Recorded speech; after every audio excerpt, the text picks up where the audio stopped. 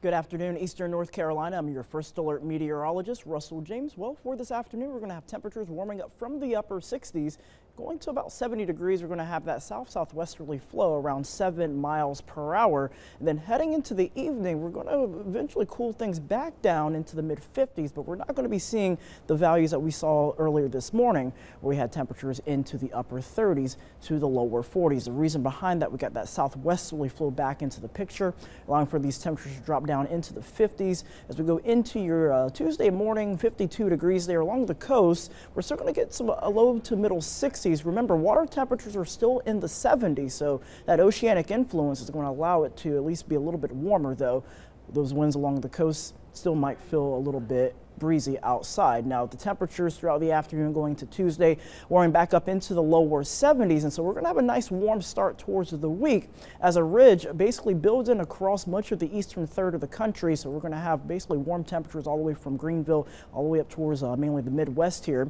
But don't get too comfortable, because our next cold punch of air is going to start gathering across basically the upper Midwest and the Great Lakes area here. And I mean, when I tell you it's going to come through by the weekend, certainly Saturday into Sunday, this cold air definitely is going to be coming down and eventually affecting most of eastern North Carolina. Meanwhile, a ridge begins to set up here across mainly the western part of the country. And when you look at the 6 to 10 day temperature outlook, colder than normal conditions expected all the way across, I would say, from the lower Red River Valley all the way down towards eastern and North Carolina. So get used to it, because it's going to stick around for quite a while. And of course, the cold air comes with a price in the form of some showers.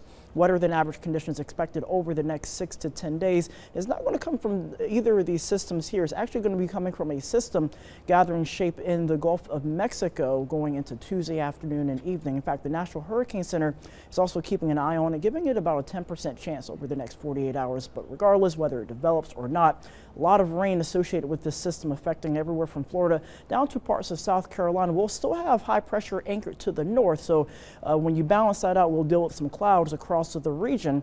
Meanwhile, our secondary system that's taking shape across the upper Midwest here is going to be moving eastward, and they're going to sort of join forces as we go towards Saturday and Sunday as part of a elongated surface trough here, and that tends to allow lift in the atmosphere, triggering some showers and thunderstorms there along the coast. So Saturday's looking to be our wettest day of the week, but at least before then, early week warm up, increasing clouds Wednesday, rain likely Friday night, certainly going into Saturday, widely scattered to scattered conditions expected there Saturday afternoon, and then it tapers off as we go into your Sunday. But as we look at your coastal 5-day forecast, temperatures will mostly be into the 70s during the day, overnight lows into the 50s and lower 60s. And then further inland, we go from 70 today to as high as 77 going into your Thursday and Friday, but the rain chances again will be elevated late Friday night, going into Saturday with a 60% chance of rain in the forecast. Daytime highs in the 60s and 70s, and overnight lows into the 50s and lower 60s.